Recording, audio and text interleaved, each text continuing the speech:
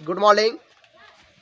फिर से मैं आपको दुर्गा क्लासेस बाय विकास बिक्कू पर आपका स्वागत करता हूं। तो आज हमारे वीडियो तो बहुत सारे देखें और भेजते जा रहा हूं। पढ़ने वाले लेखन को बहुत अच्छी तरह से मुझे विश्वास है कि समझ में आ रहा होगा। तो आज मैं मैथ में बताने जा रहा हूं, जिसके आयत देखिए। मैथ में आयत बताने जा रहा हूं। आयत इंग्लिश में बोलते हैं इसको रेक्टेंगल बोलते हैं। तो आयत किसे कहते हैं? कोई पूछेगा कि आयत किसे कहते हैं, किसे कहते हैं?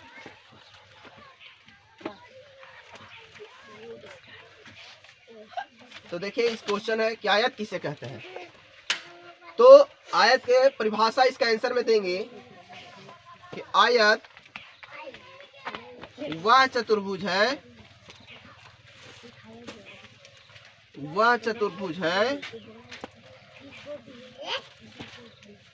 जिसकी आमने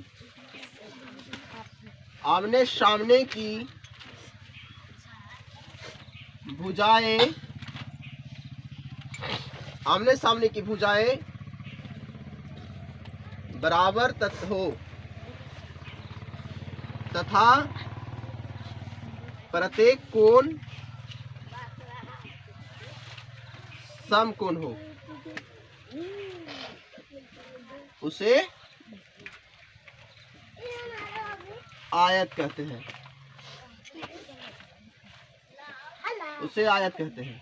देखिए आयत इस तरह से बनाता है।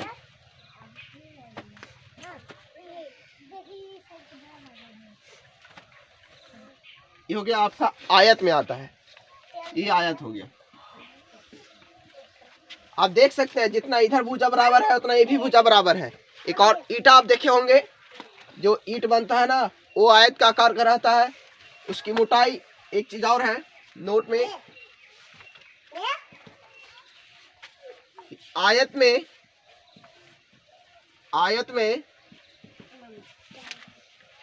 सिर्फ लंबाई एवं चौड़ाई होती है।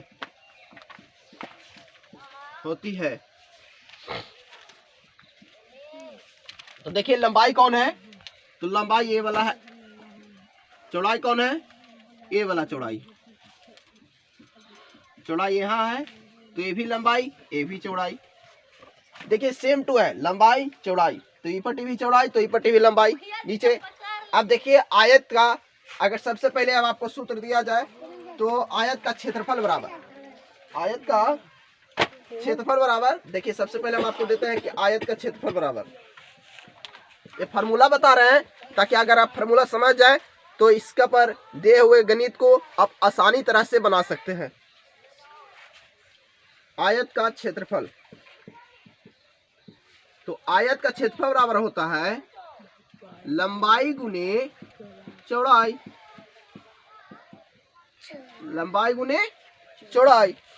तो एक इसको देखिए इंग्लिश में इसको लंबाई को लेंथ कहते हैं और चौड़ाई को ब्रेथ कहते हैं। तो इसको एल से भी आप सूचित कर सकते हैं और इसको बी से सूचित कर सकते हैं।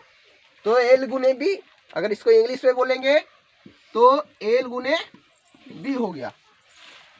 इसी का फॉर्मूला है लंबाई गुने चौड़ाई। अब देखिए इसी से आयत की लंबाई बराबर,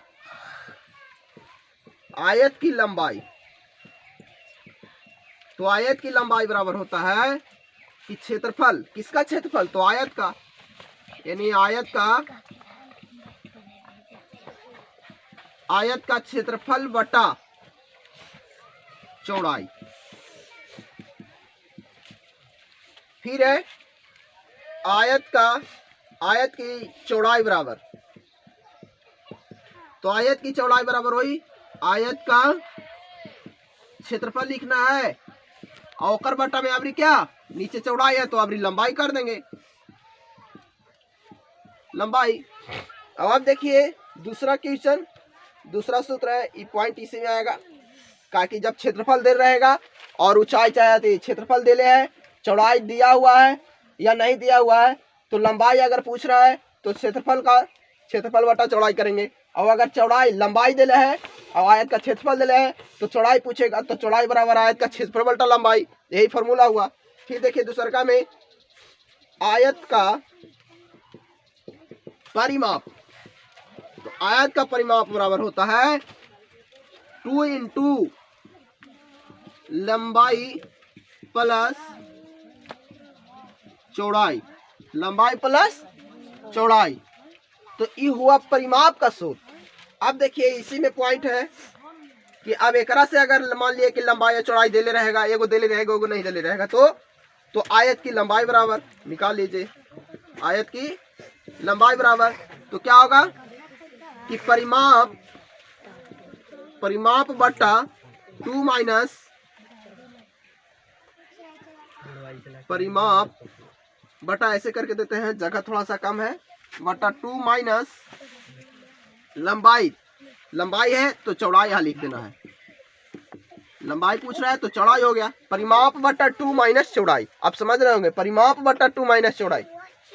फिर है कि आयत का यानी आयत की चौड़ाई बराबर, तो आयत की चौड़ाई बराबर क्या होगी कि परिमाप तो होबे करेगा, तो परिमाप बटा 2 माइनस अबरी में लंबाई हो गया। अब देखिए तीसरा, इसमें तीन सूत्र का मेन इंपॉर्टेंट चीज है, आयत का क्षेत्रफल, आयत का परिमाप और आयत का विकर्ण। तो देखिए आयत का विकर्ण, तो आयत का विकर्ण बराबर होता है कि लंबाई के स्क्वायर प्लस चौड़ाई के स्क्वायर के रूट करते हैं। ध्यान से देखिएगा, यहाँ पे रूट है, वो परिमाप बटा 2 माइनस लंबाई है जो आयत की चौड़ाई बराबर सूत्र है। और देखिए आयत का विकर्ण बराबर हो गया, अगर अब इससे पूछेगा कि आयत की लंबाई बराबर, तो आयत की लंबाई बराबर अगर अब इससे पूछेगा तो क्या करेंगे कि विकर्ण के स्क्वायर माइनस लंबाई है तो यहाँ चौड़ाई, इसको रूट फिर करना होगा चौड़ाई के स्क्वायर के। अगर इससे हो आयत का चौड़ाई बराबर, तो आयत की चौड़ाई बराबर, तो आयत की चौड़ाई बराबर देखिए कि विकर्ण हो गया इसका, तो विकर्ण के स्क्वायर तो लिखना ही पड़ेगा, विकर्ण के स्क्वायर, अब माइनस अबरी में क्या होगा लंबाई के स्क्वायर के रूट। देखिए मेरे दोस्तों, आयत में अब आपको कभी दिक्कत नहीं होगा, बस इतना से ज्यादा नहीं आएगा कभी नहीं। और जितना भी कभी क्षेत्रफल देले रहेगा, परिमाप देले रहेगा तो लंबाई नहीं देगा, चौड़ाई देले रहेगा तो लंबाई नहीं देगा, अगर लंबाई देले रहेगा तो चौड़ाई नहीं देगा। इसी प्रकार से हम आपको उदाहरण अगला वीडियो में देंगे, और आप ये फार्मूला के नोट करें और याद करें। और बहुत अच्छा याद करने की प्रैक्टिस देखिए, तो पहले कि आयत का क्षेत्रफल तो लिखाया हुआ है, फिर ओकरे से आयत की लंबाई, फिर चौड़ाई और फिर आयत का परिमाप। इतना बढ़िया प्रैक्टिस आपको नहीं मिलेगा मेरे दोस्तों, तो इसको नोट कीजिए और अच्छी तरह से समझे। मैं आपका इसका उदाहरण कैसे बनाएंगे अगला वीडियो में मैं आपको पेश करता हूँ।